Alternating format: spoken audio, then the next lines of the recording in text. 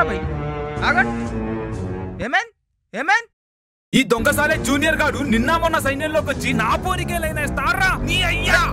Cool boss, ఆమె interesting ఉంది boss, అందుకే లైనేసాను. ఇంట్రెస్టింగ్ ఆగురా ఆగు. ఓ పని చేద్దాం రా భయ్, ఓ పని చేద్దాం. ఆడు సీనియర్కి లైన్ వేసిండు, నువ్వు జూనియర్కి లైన్ అయ్యి కద్దాం అయిపోతుంది. ఎందుకు రా భయ్ అంతా లొల్లి? ఇది టూ మచ్ బాస్, నేను రాజుగారి కంప్లైంట్ చేస్తాను.